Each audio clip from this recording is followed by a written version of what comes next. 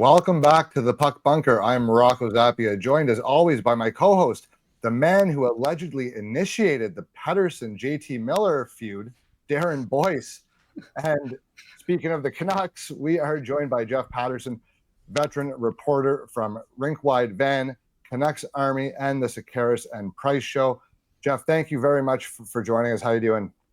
I'm good, and now this makes perfect sense. I didn't realize Darren was at the middle of the whole JT Miller, Elias Pettersson thing, but boy, I wish I had known that around Christmas last year when that thing flared up and was sort of at its hottest, but yeah, what a crazy season here in Vancouver, and I think the Canucks are hoping that they have left the locker room doors open over the summer, just kind of aired everything out a little bit and have turned a page. And of course, JT not here anymore, so we'll see what things look like when they arrive back in town for training camp about a month from now. Well, Darren is known as quite the puppet master behind the scenes. He's got his hands in everything, so always controlling things from behind the curtain. Let's start off with a season recap. How do you feel the Canucks season went? Obviously, we just alluded to it. There was plenty of turmoil to go around. But aside from that, you know, you still have Quinn Hughes, you still have Pettersson, and hope springs eternal in Vancouver. What were your thoughts on how the season played out? And, was that a disappointing season or sort of what you may have expected from the start? Yeah, you can't sweep the Pettersson-Miller thing under the rug and just move on. You can't. I mean, it was front and center when the president of hockey operations comes out and, has this explosive interview in the Globe and Mail, and these quotes are basically backing up everything that had been reported that this rift had reached a point of no return. Look, I've been at this for 25 years covering the Vancouver Canucks. I've seen teammates fight in practice. I've seen battles and those types of things. This went so far beyond any of that to the point that Rick Tocchet couldn't and wouldn't play these two guys together on the power play, two of his best forwards.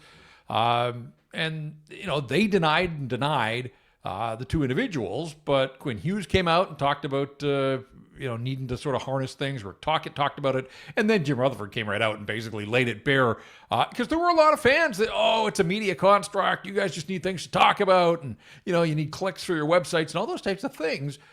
Even to this day, there are still people, even though Jim Rutherford said what he said, they traded JT Miller, and there are still people here in this market that don't believe that it was as bad as it was. So with that as the sort of context and central context, yeah, massive disappointment. I mean, they were coming off a 50-win, 109-point season and pushing the Oilers to Game 7 of the second round the previous year, and the hope was that this was going to be the start of something here on the West Coast. And if you go back over the last decade, the Canucks made the playoffs in 2015. They didn't make the playoffs again until the bubble 5 years ago, and then they were they won the Pacific and took Edmonton to Game 7 in 2024. So because nobody was able to see those games in person in the bubble in Edmonton, just two playoff appearances for the home fans to get excited about, to buy tickets, to go to the rink and see Stanley Cup playoff action in the last decade. It's been a dark decade here in Vancouver. And so where it looked like a ton of progress had been made, this past season was a massive disappointment and a huge step back. 90 points, so they dropped 19 points from the previous season. And look, it started, and we knew around this time last year that Thatcher Demko wasn't going to be ready to start the season. So here they've got this guy that had been the Vezina runner-up to Connor Hellebuyck the previous season and was battling through injuries that took him out of that playoff. He played the first game against Nashville in the playoffs, and that was the last we had seen him. So there was that. There was the cancer diagnosis on the eve of training camp for Dakota Joshua. There was a Brock Boeser concussion early in the season. Filip Hronek suffered a serious injury and was out for basically 8 weeks. And it kind of went from there, and then Quinn Hughes got hurt around Christmas time. It was really never the same. Elias Pettersson had a miserable season, a lot of it due to the drama with JT Miller. Oh, yeah, there was the JT Miller leave of absence. Like, when was the last time you saw a star-level player just step away and I need a leave of absence in the middle of the season? So what could go right went right the previous season, and what could go wrong went wrong last year. And so I think the Canucks are somewhere in the middle. I don't think that they're a 50-win, 109-point team again this coming season, but I do think they're better if they're healthy, and you could say that about most teams, but if they're healthy, I think that they can be a team that's in the mix. I think I could sit here and build you a pretty convincing case that they could be a playoff team, and a lot of it would center around Thatcher Demko returning to that level where he's an absolute difference maker and one of the best goaltenders in the business. But we're talking about, Elias Pettersson had 45 points last year, guys. He was a 102-point player not that long ago.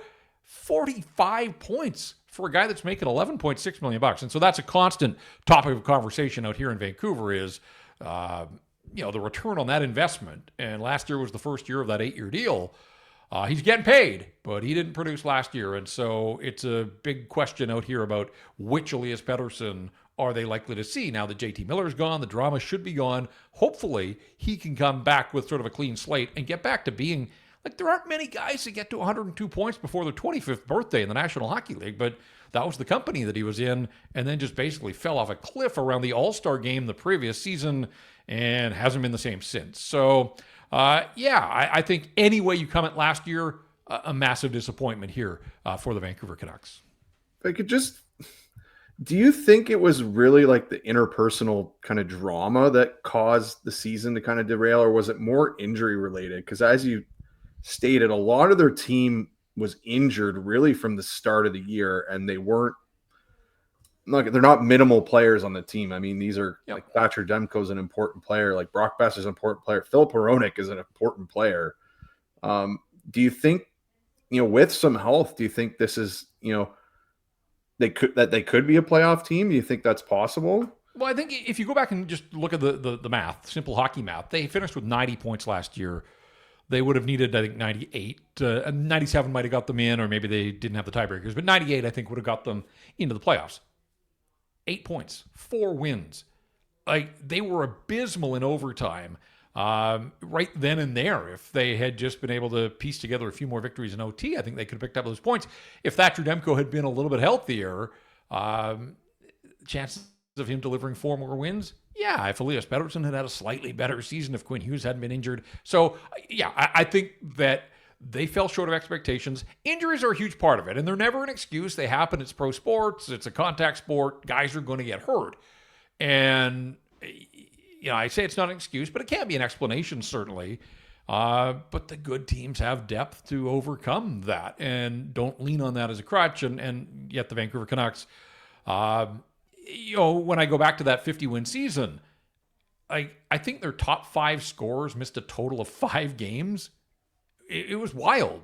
And a bunch of those guys sat out game 82 of the regular season that year. It would have been 2 games for your top 5 scorers. That kind of stuff just doesn't happen. So again, the pendulum swung sort of from one extreme to the other. And that's why I say I think the Canucks are somewhere in the middle between 109 points and the 90 points they had last year. But you don't replace a JT Miller. And so they played from the end of January on after making the Miller trade. But, now they're going to regroup for a training camp without a guy who has emerged as a legit two-way stud in the NHL, driving force, kind of that alpha male in the locker room. And again, maybe too much the alpha at times led to some of these problems. But he brought a ton of personality and some snarl that they haven't been able to replace at all. And guys, it wasn't that long ago that the Canucks had Elias Pettersson, JT Miller, and Bo Horvat, 1, 2, 3 down the middle. That's about as good as it got in the National Hockey League for a brief time there. And now they're coming to camp with questions about Elias Pettersson as the 1C, Philip Hedl, who can never seem to stay healthy, as your 2C, and there's a spot there for Ratu to be the third-line center. But that's going to be a big ask for him. He's never been a full-time National Hockey Leaguer. And so that's why there are a ton of question marks around the Vancouver Canucks heading into this upcoming season.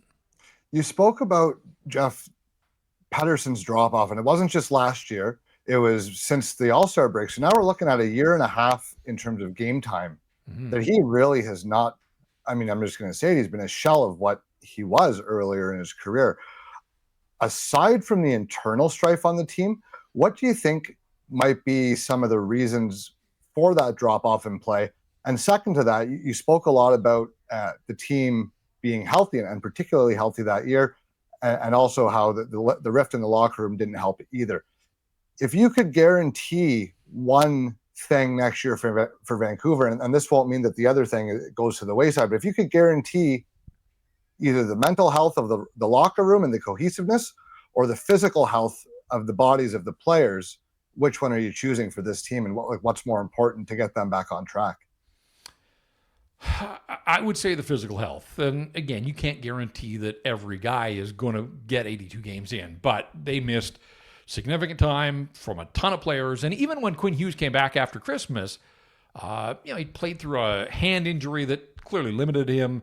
And then there was an oblique issue that forced him to miss the Four Nations. And so he was in the lineup, but he wasn't the Quinn Hughes that prior to Christmas was in the conversation for the Hart. Not that he was going to win it, but he should be on that long list of, like, he was playing at that level. He had backed up his Norris Trophy win and gotten better. Like the first half of last season on a bad Canucks team, he was incredible. The way that he controlled games night in, night out, the goal differential, he just tilts the ice in the Canucks' favor every shift. Like, he really is the best defenseman this franchise has ever had. So they need him to be completely healthy because it kind of all flows from there.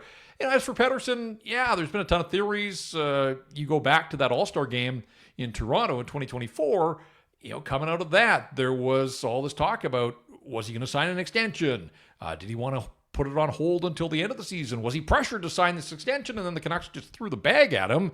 And I think he realized that he better take it while it was there. But then some people thought, did that change him? And look, I'd love to be in a position where I had $92 million to see if that changed me as a human being. Human nature, you can understand. And I'm not saying that he's in it for the money, but all of a sudden at the age of 25, you've got generational wealth. Did he deal with it? Did it cause some issues? Perhaps, because it wasn't just the regular season. Then the playoffs came along, and as much as the Canucks were sort of this upstart team that, they lost Demko, they lost Casey DeSmith, here's Artur Silovs now, your third string goaltender, and they beat Nashville, and then they push Edmonton, as we talked about, and Pettersson had one goal in the playoffs. I think 13 games and one goal.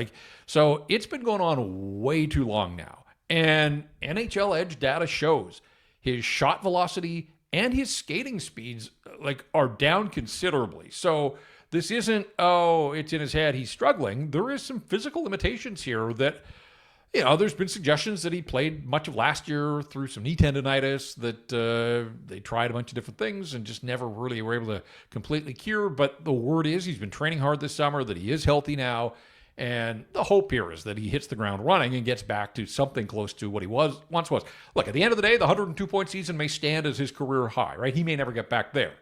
But what you're paying him, the role that he plays, the importance to this team, they need him to be pretty damn close to a point-a-game guy. I think anything less than, if he plays 80 games, if he's not an 80-point guy, then that's another really disappointing season, again, given what he means to this hockey club and what they need from him. So, it's going to be fascinating to see. He's talked here recently about understanding that last year was a massive disappointment, that, there was some sort of translation. The interview was in Swedish, but translated to English, it sounded like he was saying, I want revenge. I don't know if that's exact. I think he probably meant he's out, for vengeance for all the doubters and people that question whether he can ever be the player that he once was. That summertime talk is cheap. He's got to back it up with action, right? And so anything he says in August, it's going to get talked about in a market like Vancouver, but really it doesn't mean a whole lot. He's got to come to camp and show that he's a different guy than he was last year. You spoke about Quinn Hughes there. I'm just going to kind of segue into him. There was some chatter at the end of the year that there might be maybe he might want to move from Vancouver. Is there any merit to that, or is that just kind of rumor mill stuff coming from maybe the center of the universe of Toronto, Ontario there? Oh, I think if it's coming from anywhere, it's probably a little further south and east in New Jersey. Look, when you have two brothers that play in the NHL, and the three brothers are as tight as you can imagine. They really are, spend their summers together. They train together. The dad obviously has worked in the National Hockey League. They hold summer camps that other guys want to be a part of. Where there's some smoke, I think he's got 2 years left on one of the best contracts in the National Hockey League. He's making $7.8 million, and he's putting up 90 points as a defenseman and winning the Norris Trophy. I think every team would like to get their hands on him, and I think New Jersey sees that. And So, he's extension eligible next summer, July 1st. And that'll be the tell. If there are complications, I think the Vancouver Canucks have to look at moving him, kind of like the Matthew Tkachuk thing. And we're at a point in time now where star players more than ever can sort of force the hand of the team. They can dictate where they want to go, all those types of things. Tkachuk did that to the Calgary Flames. And here's Quinn Hughes, who, look, I think he likes Vancouver. I think he likes being the captain of the Vancouver Canucks. He's talked about his admiration for Adam Foote, and Adam Foote's now the head coach, but Quinn liked working with him as the defensive coach. But there hasn't been much winning here during his time. And so I do think frustration has set in at times for him and for some of these others that have been part of the core, if you will. The Canucks want to do everything in their power, but ultimately it takes two sides to make a deal. And if Quinn has some reservations about the direction of the hockey club, ultimately was that why Rick Tocchet decided to up and move on to Philadelphia, because he didn't see a sort of long-term vision, and maybe he had some concerns. And look, he would have some inside intel, you'd think, about conversations with Quinn and long-term and his future and all those types of things. So, I'm not trying to be alarmist here, but I just think that there's been a precedent in the NHL. Careers are short and guys want to win, and Quinn Hughes wants to win. That guy burns to win. And if it can't be done here in Vancouver and it all kind of lines up and the New Jersey Devils are an option, absolutely, I could see a world in which the three of them play together. Now, there are people out here who say, well, why not bring them all out here? Well, I think it's easier to get one guy to go one way, especially when he's a pending UFA in a couple of years. Obviously, Quinn's the oldest of the three. Jack is signed long-term, and he's got a great value deal for the New Jersey Devils, and Luke's a restricted free agent and is going to probably sign a long-term contract, so you'll have two of the three under club control for a while there in Jersey, and then the cherry on top would be adding Quinn. So, yeah, stay tuned. I don't think the story is going away anytime soon, and I think, again, that there's sort of, on one hand, that's maybe forget Elias Pettersson, like that might be the biggest storyline here in Vancouver is, can the Canucks do enough this year to show Quinn Hughes a vision, to show Quinn Hughes that this team can be competitive, that they're making the types of moves that will get this team in a position where it can not just make the playoffs, but be a contender? And it kind of felt like they were on track a year ago, but they've taken a big step back here. So, that's a story that gets talked about a lot, even through the summer months, or maybe because there isn't a whole lot else to talk about with the Canucks in the summer months. But that's a front burner issue here, without a doubt. You mentioned that it's important that Quinn Hughes sees that Vancouver is in the mood to win, to build a contender here. What do they have to do this year to prove that to him? And secondly, it's not an enviable spot for the general manager to be in, where you're forced in a situation where the only way to add is to spend money or give up assets, and there's not a ton there. So how do you show him that you're ready to win without painting yourself kind of into a corner where you've given up some high quality assets in the organization, and then your franchise player walks anyways? Yeah, I think kind of answered your own question a little bit there. They have painted themselves into a corner, and they don't have the deepest prospect pool, but it is better now than it was 3 or 4 years ago. They've got some intriguing pieces, but look, they think that with Demko and Lankinen in goal, they think they've got one of the better 1-2 punches in the National Hockey League. And yeah, if both those guys are healthy and at the tops of the games, I'm willing to hear that. I'm not going to sit here and pound the desk and say they've got the best goaltending, but that's a pretty solid 1-2 in goal. They've addressed the back end. A couple of years ago, the defense core was a disaster, really beyond Quinn Hughes. There just wasn't anything there. They brought in Filip Hronek. They made the trade last year and brought in Marcus Pettersson. They've got some young pieces now. And in terms of positional depth in the system, their best prospects are defensemen. So you've got Hughes, you've got Hronek, you've got Marcus Pettersson. There's your top three. Tyler Myers, at this stage of his career, should he be one of your top 4 defensemen? Maybe, maybe not. But he's a true pro through and through, a veteran and a leader, a voice in that locker room. Guys adore him. And so he's got 2 years left on a deal. He's going to play a fair bit. I think the goal this year is going to be to win 2-1 whenever they can. Now, that's fine to say, when the other team gets 3, then that's where trouble is going to set in for the Vancouver Canucks because, there are all these questions about what they've got offensively. Elias Pettersson, question marks there. Philip Hedl, the health. It's just that's a legitimate story. And again, all reports here in the offseason are he's training hard, he's healthy, that's great. But when you've had the severe head injuries that Philip Hedl has early in his career, you're one knock away. And we saw that late in the season where they had to shut him down. So, there's questions down the middle. And then on the wings, you've got Brock Boeser, who re-signed here when it looked like he wasn't going to, but the two sides found a way in free agency. And, what can they get? He was a 40-goal scorer as part of that terrific season 2 years ago, dropped to 25 last year. They need Brock Boeser to score. They need more than 25 goals out of Brock Boeser. Then you get Jake DeBrusk, Conor Garland. Nils Höglander scored 24 goals, all of them at even strength 2 seasons ago. He had 8 goals last year. So, again, another guy that just fell off a cliff. They need a bounce-back season from him.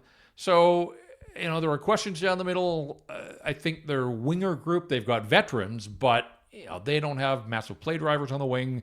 They don't have guys that are going to be in that 40 to 50 goal conversation. They don't have elite wingers in the National Hockey League. They're hoping that Jake DeBrusk can get 30 after scoring 28 in his first year with the Canucks. But, Jake DeBrusk is sort of a 28 to 30 goal kind of guy. So there's not a ton of room unless he has some sort of breakout season. But you're asking him to, one up his career best for a second straight year. That's a big ask. You're not going to get him setting and resetting career highs every year. But DeBrusk was good. He was especially with the struggles of Elias Pettersson. He was brought in to play with Pettersson. Pettersson did not live up to his end of the bargain, and DeBrusk still led this hockey club with 28 goals, half of them on the power play last year. Can he repeat that? That's going to be a big ask there. So, when I look at the Vancouver Canucks, I think they're built from the back end out. I think they're fairly stout defensively and in goal, but the questions remain about how can they stack up offensively with a lot of the good teams in the National Hockey League. So just wanted to kind of segue into the prospect pool a bit. You talked about there may be a little bit lack of depth at center. In terms of this draft, they did draft a center with their first round pick. What has the team been saying about Braeden Cootes? How did he look kind of at development camp? And, he signed his entry level, if I'm not mistaken. Yep. So I believe he's heading to camp. So kind of what's the plan with him? And, are they giving him maybe a fair shot to even make the team at camp? Or is that just kind of the expectation that he goes back to junior for a year? Yeah, I think any 18-year-old in his draft plus one is tough to make the National Hockey League. It's happened before. I mean, Jetlichenko made it last year in Philadelphia for the first 4 games. 2 of them happened to be against the Vancouver Canucks. So there is some precedent. Zach Benson in Buffalo 2 years ago. If Braeden Cootes came to camp and blew the doors off, would it shock me if they gave him a 9-game look? He's drafted out of the Seattle Thunderbirds organization, so he's really in the Canucks' backyard, just down the highway across the border. They're going to get a ton of looks at him. The fact that he signed so early after the draft already allows them to sort of get their hooks into him in terms of training. And, he got injured at the summer showcase, not believed to be serious, but he wasn't able to play the last couple of games, which is unfortunate for him. I think he's going to be tough to make the Canadian World Junior team, just, again, as an 18-year-old. In a tournament that's primarily for 19-year-olds, and as stacked as Canada's roster is, I think he would have to have a massive first half to his Western Hockey League season. But all the things are possible. Canucks love this kid. They love sort of the high hockey IQ, the two-way ability, the motor always running, the leadership. He was the youngest captain in the Western Hockey League last year, and then he went to the World Under-18 and had a terrific tournament there and really turned some heads. So I think the Canucks were happy when he was there with the 15th pick overall. Came into development camp, and the organization said all the right things. He said all the right things as well. It's hard to assess at a development camp like that, but there were moments where you could see sort of the skill set that would set him apart and put him in good standing for the draft. So look, they needed a right-handed center. It's wild to think organizationally, and he didn't get drafted because he was a right-handed center. But, they brought Elias Lindholm in when they made the trade with Calgary. But this is a team that's motored along here for years without right shot centers. You got to go back to like Brandon Settler and Jay Beagle. And so, just in terms of checking boxes of things that a guy like Braeden Cootes brings to the organization, like it may look like surface level, but they've been operating without a regular sort of right shot center in a league where, so many games are won at the margins, and you're not going to win because you've got a right shot center in the lineup, but it would be like having a pitching staff of all right-handers. Like, you just wouldn't see that, right? Like, you got to have variety. You got to be able to mark off all situations, and having a guy that can win draws on that side of the ice, that's something that certainly he will grow into. So, I think the Canucks, every team says that they're thrilled and they can't believe a guy was available where he was, but I do think he had been linked to the Canucks for a while at the Combine. Again, I think geographically, it just made sense. A lot of it added up, and so I don't think anybody here was surprised that the Canucks picked him 15th. The surprise came that they used that 15th overall pick, because there was a lot of talk that the Canucks were going to peddle the pick and maybe a package trying to address needs at center ice, but didn't make that happen. And so I was going to say they got to the podium, but of course in this year's draft, the players got to the podium, but they used the pick, and Braeden Cootes is now Canuck property. So looking forward to seeing what he will bring to his first NHL training camp.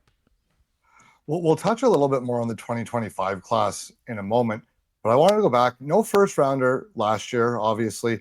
The year before, Tom Willander, he was picked a little higher than people predicted, maybe going into that draft.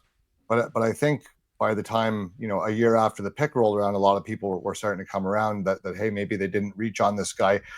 Had another good year in the NCAA at Boston this year. What is the feeling on him? Is he ready to challenge for a roster spot this year, or do we think he needs a little more seasoning, whether that be at the NCAA level or the AHL? I mean, I know he's got to basically make up his mind prior to camp to not lose his eligibility, but is there any prospect of him playing games for the team at some point this year, even if it's not in October?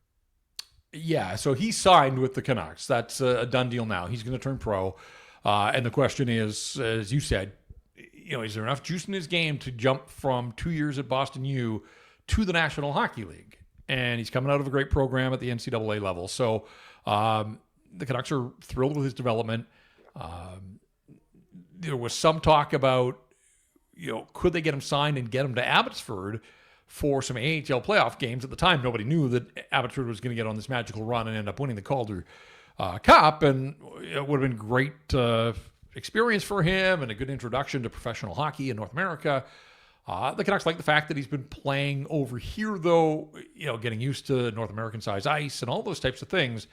Huge hockey IQ. They like a ton about him, and it's funny. When I mentioned Braeden Cootes and the right shot thing, guys, this is hard to believe, but trust me when I say it.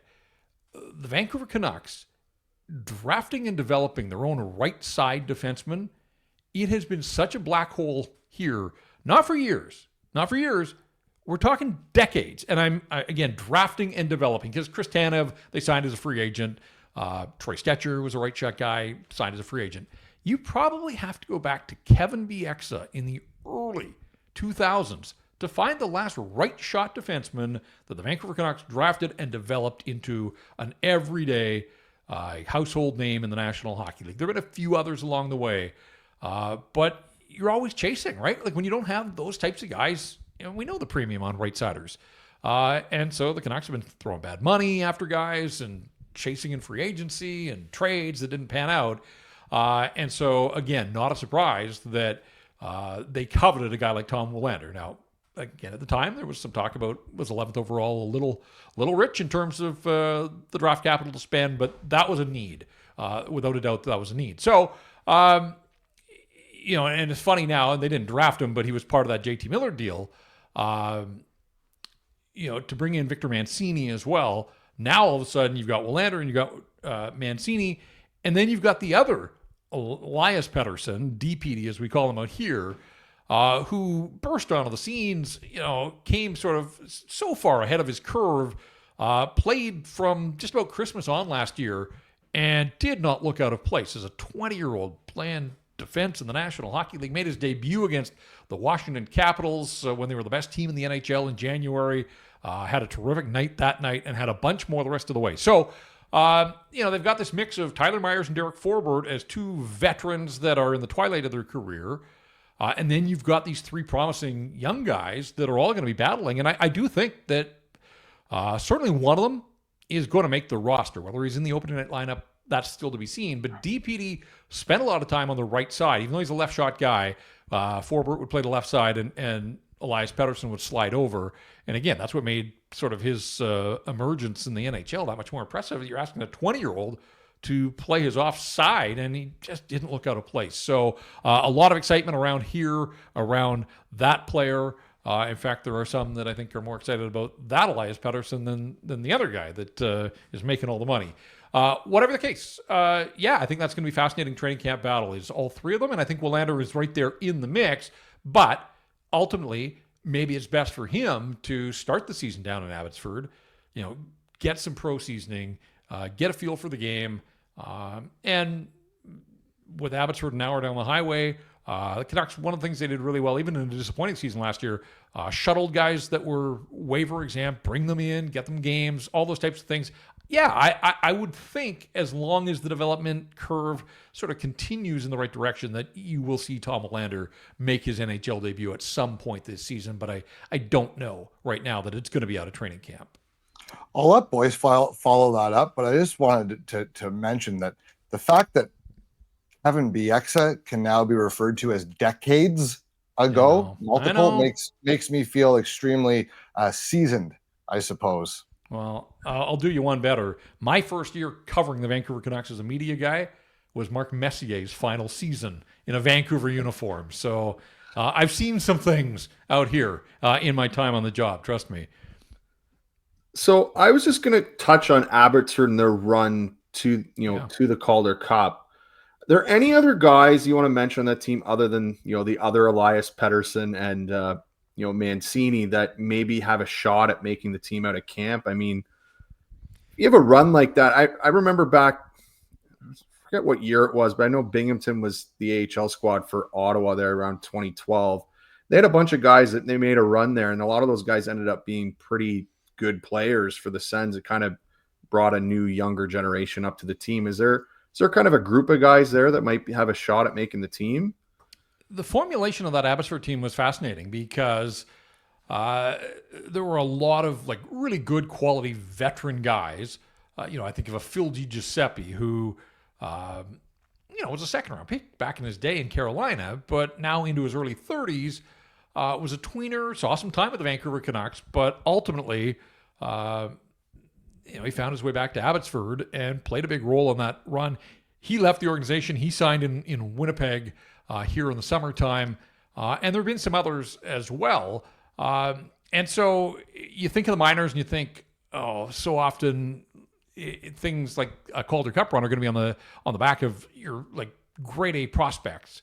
Well, Jonathan Lekkerimäki, a first rounder in 2022, didn't even get into the lineup down in Abbotsford on a lot of nights in the playoffs. And part of that was he had some oral surgery that went sideways, and that kept him out. And then he struggled to find the sort of speed of the game the deeper they went in the playoffs. And yet, by the final, he was back in the lineup and had one night there in the final where he scored a couple of goals, including the game winner. So there were moments for Jonathan Lekkerimäki. And they have high hopes for him. Dude can shoot the puck. And that's been a great separator for him all through junior, and even, he scored 19 goals in the American Hockey League. Problem is, you get to the NHL, everybody can shoot the puck, right? And so you got to round out your game. He needs to bulk up. He was slight, and that was easy enough to see when you watched games in the American Hockey League. So, Lekkerimäki is among their best prospects. Then we talked about all the guys on the back end. There's sort of a trio of guys that are sort of 25 years old. And, I know the Canucks still think, there's a runway here. You guys have seen it as well. By the time you're 25 in hockey, you're pretty much what you are. There isn't a whole lot of development left. So Linus Karlsson led the AHL playoffs in goal scoring. He has played for the Vancouver Canucks. In fact, he got into playoff games against Edmonton the previous year. great around the net. He's got good size, kind of wiry, but he wins more than his share of puck battles. I do think he's got a legitimate chance to earn a bottom six job with the big league team here out of training camp. He's not going to play the same role that he did in the American Hockey League, but could he be a fourth line guy that is on your second unit power play? Like we see that now in today's NHL where you can sort of stash a specialized player on the fourth line. That's kind of the role I see for him. Archie Baines was, led the Western Hockey League in scoring, signed a free agent, local kid, was a great story here, Southeast Asian community rallying around him here in Vancouver. But at some point, you've got to be more than that sort of feel-good story of your bloodlines and background. You've got to be able to play. Archie had a good playoff run, but in the times that he's been in the National Hockey League, there just hasn't been much there. And I think he's one of those guys that, is asked to score in the American Hockey League, and then he gets brought up and you're playing a fourth line role in the NHL, and there's been a bit of an adjustment and maybe hasn't really found his footing there. But they still like him. He's got great speed. And speaking of speed, Max Sasson is another guy, a free agent that they signed a couple of years ago. Just has steadily developed, and his speed is a separator without a doubt. And when he's come up and made his NHL debut last year, he's been able to translate and has had more of a bottom line. So I think you're looking at Linus Karlsson, you're looking at Archie Baines, you're looking at Max Sasson. All three of those guys, I think, will be given an opportunity through training camp in the preseason. And from there, it's going to be, what do they do with it? Who emerges? It's going to have a 3-horse race. I mentioned Ratu earlier. He's in a different category, A, because he's a center. B, he's got NHL experience. And it was unfortunate for him in the Abbotsford Canucks. He got hurt early in the playoffs, and he missed a bunch of time. He came back, and he lasted half of the first period and got injured again and then was gone. So he barely played in the Calder Cup playoffs last year. And it's funny, like Ratu feels like he should be 28 years old now. Like we've all been following. Hockey's been following him since he was 15, right? And he was projected to be super high in his draft year, and he fell then, and he ended up going in the second round of the Islanders. He's 22. He doesn't turn 23 until November. So there is still runway for him to continue to advance his career and develop. And, as a center, he's really good on the faceoff. Like, he's exceptional in the circle. And he's got that little trick that he flips his stick, even as a left shot. If he's taking a faceoff on his weak side, he flips his stick over and has shown some real prowess winning faceoffs that side as well. So I'm kind of penciling him in to take a real run at the third line center spot when the Canucks break training camp. And again, he'll have to hold up his end of the bargain. But, those are sort of the guys that are at the leading edge of the curve. But if there were two names that I would throw your way as guys that really came a long way in their first year as professionals, one is Ty Mueller, who was a fourth-round pick, a bit of an undersized center, but work rate through the roof to the point that Manny Malhotra was using this guy as one of his primary penalty killers, deep into the playoffs. He was winning faceoffs late in games, a raw rookie as a pro, and he just developed over the course of the year. No quit in the way that to the point that he earned late game. I mean, the Canucks were out of it. It was garbage time at the NHL level, but not garbage time to a guy when he gets the call to the show. So in his first year in pro hockey, when they put a call into the farm, Ty Mueller was a guy that got a couple of games late in the season, and the other is Kirill Kudryavtsev, who a 7th-round pick not that long ago, and he too got a game late in the season at the NHL level, but undersized for a defenseman, but just the head on his shoulders, just makes the right reads defensively, skates beautifully, has some offense to his game, and I think he's going to run the first unit power play in Abbotsford this coming season and, a couple of years down the line. Like, I think he's trending. Now, a lot of this will go back to our discussion about Quinn Hughes. If Quinn Hughes is here, he's going to play half of every game. It doesn't leave a lot of room for other guys on the left side. But if Quinn Hughes elects to go elsewhere, or they end up having to move him, not replacing Quinn Hughes with Kirill Kudryavtsev, but it will open opportunities at the big league level. I think he opened a ton of eyes. And, on a defense core in Abbotsford that had real veterans like Christian Willander and Guillaume Brisebois, Akito Hiroshi, Jet Wu, Here was this guy that was a 7th-round pick, kind of felt like an afterthought not that long ago, and he really busted through and emerged this year. So just a name to keep an eye out or an ear out for Kirill Kudryavtsev. They were just over the moon with his development in his first year as a pro. It's always nice when you can get some value out of non-first round picks, and the later it gets, the sweeter it is. And with a guy like that, it's all upside, right? Because if he plays and he's competent, that's great. That's amazing. You found a player essentially for free. And if he fizzles out and becomes organizational depth, you're still actually probably happy with that from such a late pick. So that's always nice for the fans of an organization to hear when the scouts hit on a pick that late, which does happen. There's 2 or 3 guys from the 7th round every year that end up being players and undrafted players as well. So that'll lead me into circle back to the rest of the 2025 draft. We covered, obviously, Braeden Cootes, the first rounder. A couple guys that Darren and I got a chance to see fairly often just because of their proximity to us would be your 2nd and 3rd rounders, Alexei Medvedev, goaltender from the London Hockey Factory, and Kieran Dervin, centerman who finished the year with the Kingston Frontenacs and played a good chunk of the year with St. Andrews College, someone who's maybe a little raw, but I personally feel has some upside as a player. How did those 2 guys specifically fare in training camp once they were blended in with the rest of the prospect pool? And further to them, Wilson Bjork, Gabe Chiarot, and Matt Lansing. Did any one of those 3 guys stand out as someone who maybe looked a little bit better than anticipated as well? Well, Medvedev's an interesting story. He's already signed as a 2nd-round pick, and the Canucks were quick to sign Braeden Cootes, and they didn't waste a whole lot more time getting their 2nd-round guy under contract. And I think part of that was that there was a lot of noise swirling around Medvedev about interest from the NCAA. This way the Canucks control. I mean, they took that option off the table. I think they wanted him to stay in London for the reasons that you just mentioned there. Such a development program, but one of the youngest players in the draft. And, when you're talking about drafting a backup goaltender who didn't play a ton, you're limited looks, but the Canucks were really high on him. I know that they were delighted to get him.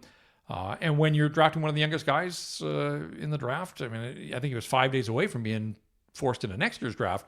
You're almost getting an extra year of development. And so now he's going to be the starter in London. You can bank on London having a really good team every year. And in some ways, maybe that limits the number of pucks that a goaltender sees and chances. But the Canucks just love his physical makeup. And he's one of these guys with these long levers, right? Like, it looks like he was born to be a goalie. Like, the arms... just watching him at the development camp here, it was noticeable. And reading draft previews and scouting reports, people always talked about sort of the lankiness of his limbs. But, it's his body. It's all he's known. And he knows how to use it effectively and stop pucks. And at the end of the day, that's what it's all about when it comes to goaltending. And so, he's years away from being a pro. So they just wanted to go back to junior, focus on all that, do all the things that he can with the London Knights, and they've got him under contract so they can help him with his development. They can keep close tabs on him, work with him, all those types of things. And, we'll see where the Canucks are in terms of their goaltending a couple of years down the line. But they like what they've got organizationally with Demko and Lankinen at the top. They had to trade Artur Silovs, who was the MVP of that Calder Cup run, because he was going to be waiver exempt, and they'd kind of run out of a place for him, so they traded him to Pittsburgh. But they've got 2 guys that they think will fare well in Abbotsford this year, and Nikita Tolopilo, a big Belarusian who got into a couple NHL games late in the season, and they like his upside. And then Ty Young, who they drafted a couple of years ago out of Prince George. They think he's ready for the American Hockey League. And so I think that'll be their tandem at the AHL level, and then, give it a few years and we'll see where Medvedev slots in. But yeah, I think we all felt that they were going to grab a goaltender in this year's draft. I don't know if we thought it was going to happen in the 2nd round, but he was there. Canucks liked him, and so wasted no time in grabbing him. Beyond that, I think you're looking at being really patient with anybody else that was drafted. Wilson Bjork had a fine summer showcase, and I think is on the outside looking in for a spot on the Swedish World Junior team, but put his best foot forward at the Summer Showcase, and we'll see how much that means to the Swedish Federation in terms of what he's done to boost his stock there. But he's coming over to play in the NCAA. I think he's going to Denver or Colorado College, one of the two. So again, it just helps logistically, even though they've got people in their development system that work over in Europe. This is closer to home for the Canucks. They can keep tabs on him and his development as he makes his way through the NCAA system this year. So we'll see how that one goes. And again, I think with the rest of the class of 2025, it's wait and see. And they, as I talked about earlier, they don't have a ton of organizational depth down the middle, so they prioritize that. They tried to pick a bunch of centers, and we'll see if that strategy pays off for them, 5 years from now. So going to kind of go into their off season now in terms of kind of what they did, and kind of interesting with the internal strife of the team that a lot of their work ended up kind of being re-signing their players. They re-signed Boeser, they re-signed Demko. Like they kind of made some pretty, even Garland too. I mean, they committed some pretty big money to these guys. Were these guys expected to come back? Is that kind of a surprise to you that they did come back? And how do you feel about the team makeup kind of moving forward with, realistically a lot of the same core guys minus JT Miller? Right. So Boeser was in a different category because he was an unrestricted free agent that actually made it to unrestricted status and then doubled back and re-signed with the Canucks. So the other two, Garland and Demko, still have a year left on their existing contracts, and they were able to re-sign them to an extension on July 1st.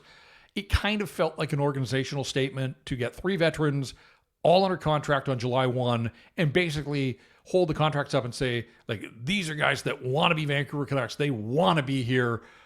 These are the kind of guys that we want to build around. And that's fine, except that along with Quinn Hughes and Elias Pettersson, that's kind of your core, and it really hasn't had a whole lot of success. So, Boeser, drafted by the Canucks, has grown up here, has been in the system for a decade. A truly good guy.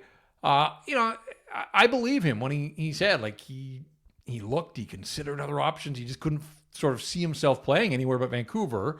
So I wasn't shocked that they were able to get something done. It sounded for the longest time like the door had been shut there and that he was going to move on. Demko's interesting to me only because he's a competitive guy. He's had the injuries. I kind of thought maybe the organization would say, hey, come back and prove it with 20 starts before we talk about an extension. Like, we want to see that you're completely healthy and can get back to this level. So for me, the surprise was that this deal that was done on July the 1st, but I guess they wanted to kind of clear any of the uncertainty. And Demko has professed his love of the city of Vancouver and how much he wanted to be here. Again, though, at some point, like, it has to be about winning. And it sort of feels like we're past that point, but we'll see what this group can do. Conor Garland, he just shows up, works hard. He's been really consistent in his 4 years. On a perfect team, I think he'd be slotted, as a third line guy that wins more of his share of battles and the kind of third line guy you would want. Here, he plays a little higher in the lineup. He's a 20-goal, 50-point kind of guy, and there's nothing wrong with that. And he's getting $6 million on his extension, and that's kind of what a 50-point guy in today's NHL can command. So I didn't really have an issue. A 6-year extension, we'll see what that contract looks like in the back end, but we won't worry about that right here, right now. But it did feel like there was more than just, these three guys signed on July 1st. It did feel to me, after all the drama last year, that the organization was sort of holding these three guys up as an example of the types of guys that they want in this locker room, and they wanted to make a statement because there's been a lot of talk out there that Vancouver's on a lot of teams' no trade lists, that it's not a desirable location in the hockey world, even though it is a great city. But part of that is that they just haven't been very good for far too long now, and so I can sort of understand why they've had trouble attracting sort of the top of the class of free agents, and there have been managerial decisions. There's been a ton of turnover, obviously, when you go from Travis Green to Bruce Boudreau. Rick Tocchet walks away. I think that leaves people around hockey asking some serious questions about what's going on when they threw a boatload of money at Rick Tocchet and basically gave him the keys to the place. And he said, no, I'm going to go and try my luck somewhere else. That raised a lot of eyebrows. And so I think they're just after all the noise, and there was way too much of it last year. It just feels to me like there was a concerted effort from the top on down here just to bring the volume down and bring back some quality veteran guys and hope. And that's what it is. It's hope. I mean, let's be honest here. Hoping for better health, hoping for bounce back seasons for a lot of the guys that, for whatever reason, didn't have great years last year. And, one thing this management group has done, guys, the last 3 years, you go back to Horvat out, Hronek in, and then there was the Zadorov and Lindholm deals, and then last year JT Miller.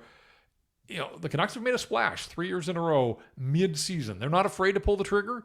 In fact, it kind of feels like it's part of this management group's plan to take stock of where they are at some point, 30 games, 40 games in, and if there's a deal to be made, they are not afraid to pull the trigger. And look, they've got a little cap space right now.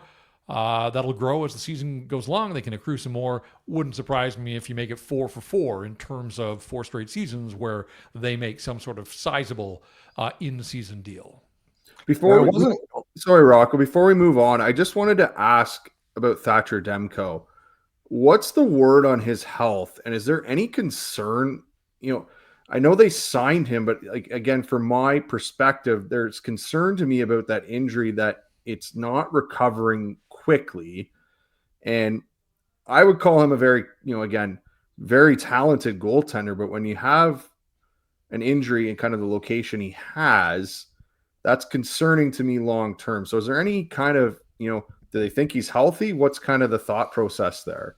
Yeah, I mean, he's a guy, he's from San Diego. He spends his off seasons there. So kind of out of sight, out of mind, although through social media, he's posted, he's been on the ice in full gear here through the month of July and now into August, and by all accounts, is having the kind of offseason that he wasn't able to have a year ago when he had the, popliteus became sort of the buzzword here in Vancouver, the, muscle behind the knee that nobody knew that any of us had, but until Thatcher gave us a little update on biology but, I was there in Penticton at training camp last year. He was on the ice, and to the eye, he looked like he was about 75%. He was out there in full gear, facing shots from the goalie coaches and those types of things. But it was that final 25% when you're talking about facing the best shooters in the world.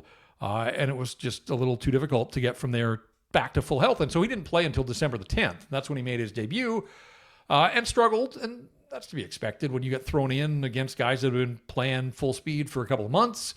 It wasn't really particularly sharp. Had some moments along the way, but up until about the middle of July or middle of January. And then after having been back for a month, he started to regain his form. And for the 2 weeks ahead of the Four Nations break, he was dialed. Like, he looked every bit the part of a guy that was a Vezina finalist the previous season. And the final game before Four Nations was a home game against the Toronto Maple Leafs. And midway through, he pulled himself out, and he wasn't around to answer questions after that game. And then obviously the league shut down for a couple of weeks. I remember Rick Tocchet saying, we don't think it's serious. Well, again, it turned into another 6-week injury. And that's the issue, that it wasn't the knee again. We're led to believe that one was probably a groin, even though he did never cop to the nature of the injury. And then at the end of the season, he missed his final couple of starts with what we're told was a third separate injury that if it was the playoffs, he could have played, but he wasn't going to take any chances about getting hurt, that late in the season in meaningless games so that he could have a full offseason to train. But it's part of his story now. Injuries are part of the Thatcher Demko story. He hates that. He can't stand that people look at him that way. His body's betrayed him. Like, it's a demanding position. He's going to be 30 in December. And so, no, all those questions you ask are totally legit. They're all being asked out here as well. It's August, and I don't know where he is, but all indications, all the signs that we're getting is that he's had this really good offseason, and he is going to be ready for training camp. That said, he's one knock away always from being back on the shelf. And can they depend on him? And, we saw it with when Bruce Boudreau took over. and really go back before that to Travis Green, but certainly when Rick Tocchet took the reins here, these guys see Thatcher Demko as their best hope of winning hockey games. And so Boudreau played the wheels off him, and then he got hurt. Tocchet played the wheels off him. He got hurt. Adam Foote has been here for a couple of years. He's seen all of this. I hope, with Kevin Lankinen as a capable backstop who was terrific for them last year, I hope now that everybody top to bottom in this organization is aligned and recognizes that Thatcher Demko can't play 60 games, shouldn't be asked to play 60 games. Less should be more for him. Keep him healthy. And if they are in a playoff push down the stretch, like that's when you want him to be fresh and ready to be able to carry the load. And so, I look at it and people ask me, what do you think for starts? For me, it would be something close to, 45, 35. I mean, that adds up to 80. So, add one more for each of them. Are they both going to stay healthy the entire way? But don't even approach 50 for Thatcher Demko. Like, put a limiter on him around 45 games and hope that, that allows him to remain healthy, because ultimately, if he's not available, he's not much good to the Vancouver Canucks. And try this on for a crazy stat, guys, that for all that Thatcher Demko has done for the Canucks, and he's like, when he's played, he has shown that it's unfortunate for him he's American, because Connor Hellebuck is going to be the guy at the Olympics. But, I think Demko was very much in the conversation to be part of the Four Nations mix. I still think there's an opportunity for him to be on the radar for a job on that U.S. Olympic team. Thatcher Demko has started 4 Stanley Cup playoff games in his career. Again, he's going to be 30 in December, and he has appeared in 5 and has started 4. Like, since he broke into the league, I was doing some research earlier, I think Andrei Vasilevsky has made 118 playoff starts over the same period of time, and Thatcher Demko has started 4. So, like, everything in his world should be about staying healthy and being available to the Vancouver Canucks and helping them get into the playoffs, so that ultimately can be, where he has his signature moment here as a National Hockey Leaguer, and that is dialing it up and helping this team win games in the playoffs. It's funny you mentioned how earlier you said, it's great to talk, but you got to put up. And everyone loves their prospects at Dev Camp. Everyone healthy and in the best shape of their life in August. Everyone's off season went well, but until you get there and you prove it come October, November, and ideally into the spring, it's a different story. Now, one thing that we haven't talked about is what I feel was a very low risk move, bringing in Evander Kane. And I want to preface this question by saying I've always actually been a very big fan of the on ice player. I love the physicality and scoring ability that he brings, and the toughness. It's not a lot of guys that can do what he do or did what he did in his prime at least. But leading into that, is Evander Kane, with everything that went on last year, is Evander Kane the solution to the cohesiveness issues in the Vancouver locker room? Like, is that the guy that we think is going to, hey, we're going to rally around this guy and get this locker room back on track?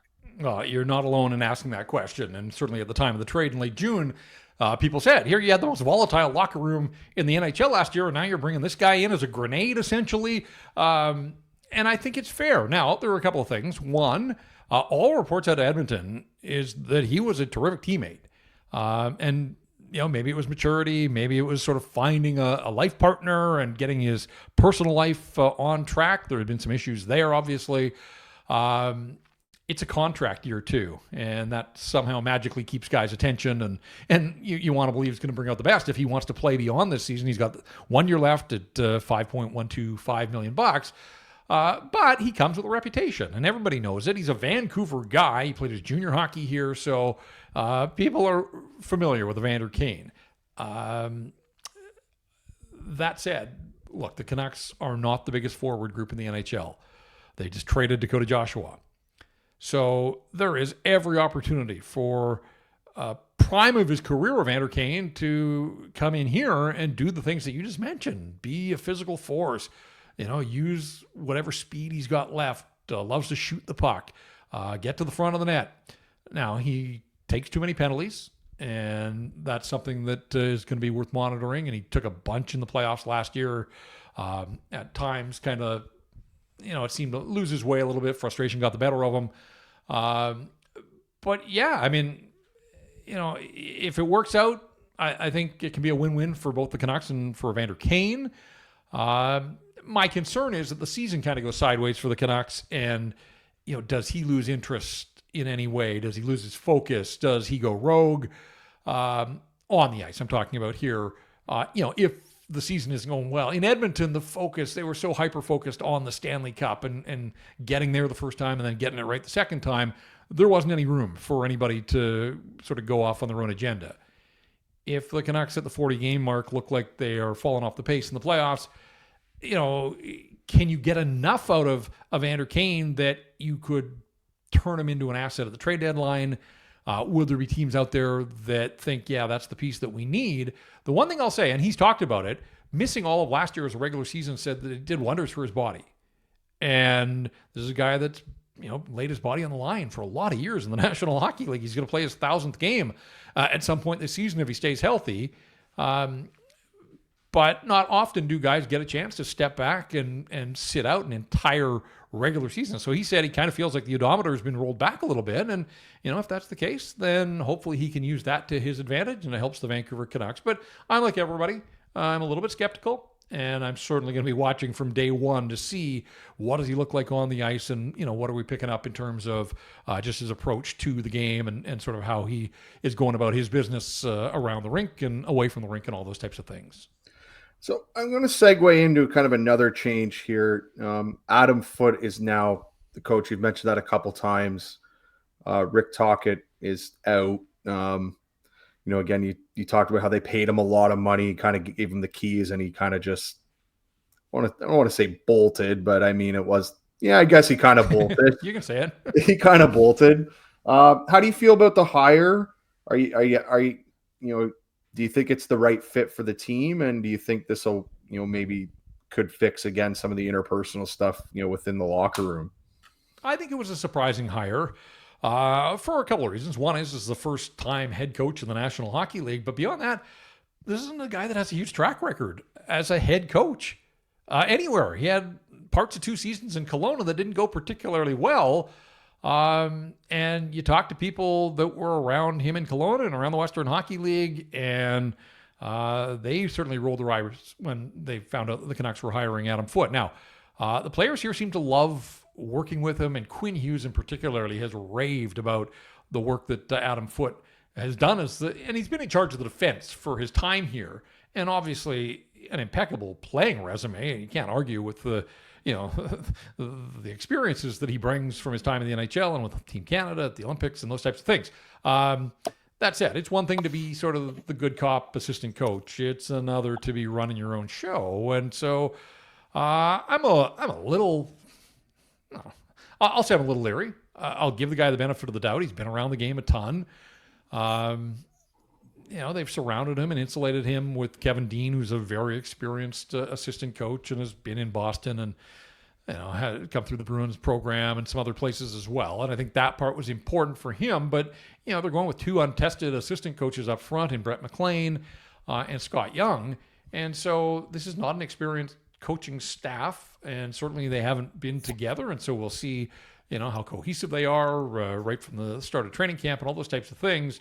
But part of the surprise was, as they were going through the process, here was Manny Malhotra authoring this incredible story just down the highway in Abbotsford, and there were a lot of people. Manny still revered here from his playing days with the Canucks as part of that team that got to the final in 2011. And there were a lot of people that were on Team Manny and thought that he was the right pick. And ultimately, the Canucks decided to go with Adam Foote. I think they were concerned about losing Foote to Rick Tocchet in Philadelphia. I think they wanted some degree of continuity. I think they wanted to keep Quinn Hughes as happy as they can. And I'm not saying that Quinn made the decision to hire. In fact, I know for a fact that wasn't the case. But if you can keep your best player happy and give him a guy that he likes and respects a ton, we'll see what that does ultimately for Quinn Hughes. So, it's just, it's an odd time here in Vancouver for all the struggles that we talked about star players and injuries and all those types of things. And now you throw in this wrinkle of a rookie head coach who really doesn't have a ton of experience pulling the strings and pushing the buttons behind the bench. We'll see how it works out. So, yeah, it's just another sort of level and layer of intrigue when there was already a bunch of it. But yeah, put the head coach in that category as well. Do you think it was more hired for continuity, or was it, again, not that Quinn Hughes wanted him to be the coach per se or demanded it, but do you think it's kind of a concerted effort to try and keep him? Do you think that's more what happened there? Yeah, I think you'd be naive if you thought that it wasn't part of the equation. I do think continuity was a big factor here, and going back to this idea of retaining the veteran players for that same reason. I think the organization sort of worried about the blowback in the marketplace of what's going on here. You got a coach that you couldn't keep, and now an assistant coach that you couldn't keep. Like, who wants to be here ultimately? And they've talked over the last couple of years about trying to restore the brand of the Vancouver Canucks and the confidence, consumer confidence in the brand of the Vancouver Canucks. And so, yeah, I think there was some level of importance in making sure that everybody didn't flee here in the off season. So, it was a unique hire. Again, look, I'm not saying that they're the same guy, but look, Martin St. Louis was an unconventional hire, certainly, and it's worked out okay in Montreal. Like, everybody takes a different path. Like, Ken Hitchcock never played in the NHL, and he seemed to do all right. Scotty Bowman didn't play in the NHL. I'm not saying that Adam Foote is the next Scotty Bowman. I'm just saying there are a ton of different paths to get to the NHL, and Adam Foote has taken an unconventional one in the coaching ranks at the very least, but this guy is a hockey lifer through and through and has a ton of lived experiences with, some of the best teams in the modern era in Colorado. And so, I'm kind of curious to see what he brings. He's very much cut from the same cloth as Rick Tocchet. So I'm going to expect that there will be a lot that looks and feels familiar, but everybody's their own guy. Everybody's got their own ideas. And as we said, it's a different staff here. So, let's see how it works out. But if I'm Adam Foote, I'm probably looking over my shoulder a little bit that Manny Malhotra is still just an hour down the highway, coming off a Calder Cup victory for the Abbotsford Canucks. So if things were to go completely sideways, it wouldn't shock me entirely. But I don't want to sound like I'm trying to move Adam Foote out before he coaches a game in the National Hockey League. But I think the Canucks are delighted that Manny is still in the organization. And look, maybe a year or two down the road, if they're looking for a change, maybe that's when Manny will get his opportunity.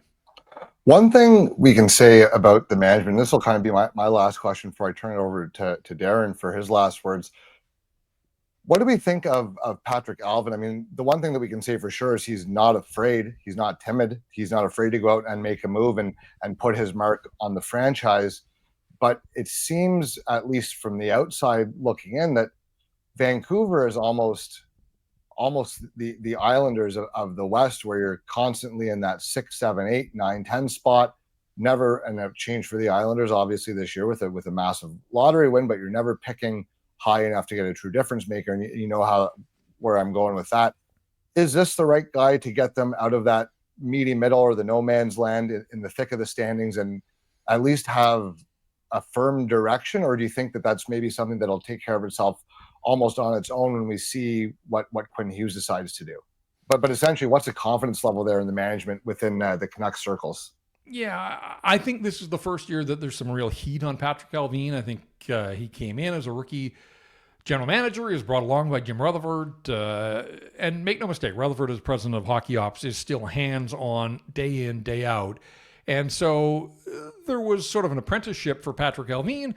Then they go out and they win 50 games. They make these trades. Zadorov panned out beautifully as an acquisition. Lindholm came in, was good for them as well. And then things started to kind of go sideways last season. We talked about the reasons why, but most general managers are certainly given a chance to bring in a head coach of their choosing, and they did that with Rick Tocchet. Tocchet bolted. Now they have made this decision to go with Adam Foote, and there's some pressure on Foote, but I think this is really the first season now that there is some real heat on Patrik Allvin, that this is a team that has to make some progress. Otherwise, it's just the nature of the beast. Guys don't stay in those jobs forever. I mean, there's so much churn at the coaching level, to a lesser degree in management, but no, I mean, people are antsy here. And not just because of the last couple of years, the fan base in Vancouver, it's 55 years without a Stanley Cup. People want to see this team start to progress. And it can't happen overnight, but that's what made last year and the drop-off so frustrating, because it looked like the previous season was sort of a real step in the right direction that hopefully they were going to be able to build off of, and they didn't. And so, we'll see. But as you said, this group hasn't been afraid to make in-season changes when it comes to personnel. But they talked at the end of season media availability about the need to upgrade at center ice. And as we sit here in mid-August, they haven't. And now, they're sort of spinning it about they're prepared to go into the season with Elias Pettersson and Filip Chytil as their 1-2 down the middle. In a division that has McDavid and Draisaitl and Eichel, and you look at what Anaheim's starting to put together, and even Seattle down the middle, they don't match up. They don't. And so in April, they were talking about the need to get better, and here they are now in August, and they haven't. They Evander Kane is essentially their only addition up front, and we talked about what he might be able to do for this hockey club, but he doesn't play center. And if anything happens, if Chytil gets hurt again, if Elias Pettersson is back and struggling again, it's hard to see where it goes for the Vancouver Canucks. But yeah, just my opinion, I think when you're looking sort of where the fingers are going to get pointed this year if things don't go well, I think Patrick Allvin is starting. The seat is getting a little warm under the Canucks general manager. If we go to the worst case scenario here and they do actually have to trade Quinn Hughes, would they have confidence in, would they, again, they kind of have to commit, if they're going to let him make that trade, they kind of have to commit to that GM group then for, I would say they still have to commit to them for another couple of years after that. They're going to let him have that opportunity. Do you think that's a route they would take if that was a possibility there? They can't let Quinn walk for nothing, right? That's just not an option. So he's got 2 years left on his contract. He's extension eligible next July 1st. I think you saw with Demko and Garland that clearly they had talked up before July 1st and then made the announcement. If we get to July 1st next year and there is not an announcement of an extension for Quinn Hughes, I think at that point you have to really put the ball in motion and start the bidding and hold an open auction and see what you can do to drive the price as high as you can. Because you just can't run the risk of him going into that final year of his contract and then deciding that A, he's not coming back, or he gets hurt in the final year of his contract, and then you don't have a chance to move him before the deadline. I don't think it's the kind of deal that would go up to the deadline of his final year. I think you'd be looking at next summer and just trying to maximize everything. So no, I hate to even contemplate it, but it's the reality of the situation. You can't turn a blind eye to it. It certainly is there on the back burner right now, and the Canucks hope it stays there and hope that things go smoothly for them on the ice and that Quinn has another huge season and decides that, this is the place that he wants to commit for the remainder of his career. I think the other thing too, though, is the Canucks would love to get him signed to a max deal. And now we're hearing talk about McDavid maybe giving the Oilers 4 more years. Would Quinn Hughes be willing to do a mid, if he sees signs of progress, would he be willing to do a mid sort of range deal that would kick the can down the road and would still leave time in his career to play with his brothers if, it gets to that 4 years off. So, I think there are some options, but if the Canucks are putting a max deal on the table at 15 or 16 million, if you're asking them to, you say, hey, and look, I think Quinn controls the cards here. If Quinn came to them and said, I'll give you 2 more years, I think the Canucks, you take 2 more years of Quinn Hughes and hope that you can use those and convince him. But it's hard if the Canucks were to put, and they still, with the new CBA not kicking in until past July next year, they can still go 8 with Quinn Hughes next summer. That's an option that no other team can. But if they're putting $15 million a season for 8, that's a lot of dough. If he's going to say, I'd only want 2 or 3. So, we'll see where it goes. It's going to be fascinating to say the least. But I think first, the baby steps in all of this are, get off to a decent start this year as a team, stay in the playoff pack, give yourself a shot and hope that everybody is healthy and playing up to their potential. Because again, if things start to go sideways, then I think you're going to hear the noise of this storyline. Sort of the volume is going to get turned up as this season goes along. Well, final question then. Final question. What's your prediction this year for the team? How do you think they're going to perform this year? I was going to say, let's give it to you this way. I'm going to put it the over under 82.5. How many games will the Vancouver Canucks play this season? Over or under 82.5? Oh, look, I want to cover playoff hockey, so selfishly, I'm going to take the over there because I want to be in, and it's just there hasn't been enough of it, and playoff hockey's the best, and the atmosphere here in Vancouver's terrific when they get there. So very selfishly, I want to see them play playoff hockey. You know, again, if you can tell me, or if I could tell you that Thatcher Demko was going to be healthy and available and anywhere close to his former self, he can be a difference maker and win them enough games, I think, to make up the ground that they need to. I think they're one of those teams that should be there around the playoff bar. So I think you said it earlier, optimism sort of springs eternal at this time of the year in 32 teams, 32 camps. The Canucks are one of them. They're banking on vibes, though. I'm telling you, and I don't know that that's a plan. It's certainly not a lead pipe lock kind of plan that just because the vibes are going to be better this year, the team will be better. But I do think that they are hoping that there is an element of that. I think there are some situational areas. I talked about overtime. They were a disaster. And if they can just narrow that gap and win a few more of those games, home ice, they were terrible on home ice. That has to improve, and I think it will. I'll take the over. I think that they are going to be on the cusp of a playoff spot and certainly should be in that playoff mix, hopefully right down the wire or down to the wire and, when the games get really interesting next April.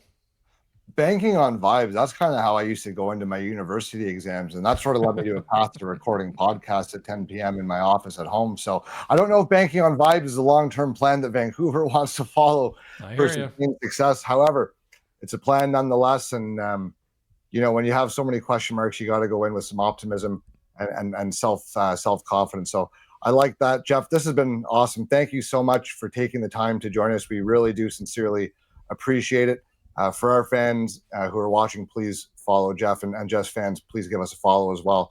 We've loved having you on, and happy to talk prospects or Canucks anytime. Thank you very much. Yeah, thanks for the invite. It was fun, and we're getting there. You can sort of see training camp if you sort of peer. It's not that far on the horizon, so hockey season just around the corner. Can't wait to get there, and anytime. I'd be happy to come on back. Right on. Awesome. Boys, thanks again as always, and we'll talk to you guys soon. Cheers.